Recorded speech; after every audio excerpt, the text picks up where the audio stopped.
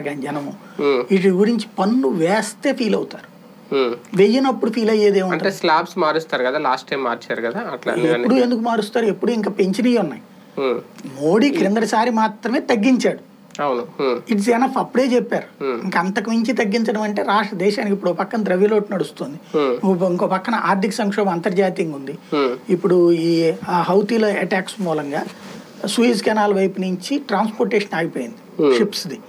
దానివల్ల మనకి 3 ఖర్చు. ఒక సరుకు ఇక్కడ దిగుమతి చేసుకోవడానికి అయ్యే ఖర్చు 1000 రూపాయలు అయితే ఇప్పుడు 3000 రూపాయలు అవుతుంది. అంత స్థాయి ఖర్చు ఉంది. ఇవన్నీ కూడా దేశం మీద భారమే.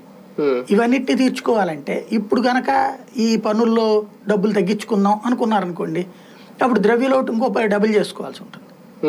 అప్పుడు ఒక అమెరికా లాగాను, బ్రిటన్ లాగాను, చైనా లాగాను ఒక్కసారిగా కుప్పకూలిపోయి. అంటే ఒకటి నేను మామూలుగా ఒకప్పుడు అంటే మరి లాస్ట్ టైం అని కాదు కానీ ఒకప్పుడు బడ్జెట్కి ఇప్పటికి కంపేర్ చేసుకుంటే ఇప్పుడు ఎక్కువగా అందరూ ఏం చూసేవారు అంటే ఒక టైంలో అయితే సిగరెట్లు కూడా చూసేవారు, నిత్యావసర వస్తువులు, పెట్రోలు, లేదంటే ఈ ట్యాక్స్, ఇవన్నీ ట్రాన్స్పోర్టేషను, వీటి మీద సుంకాలు తగ్గించినా పన్నులు తగ్గించినా ఇది సామాన్యుడి బడ్జెట్ అనేవారు. కానీ ఇప్పుడు అది జరగట్లేదు, అది కనబడట్లేదు, ఆ పేరు వినబడట్లేదు. కారణం డ్రమటైజేషన్ నుంచి రియాలిటీకి తీసుకొచ్చాడు మోడీ వచ్చాక.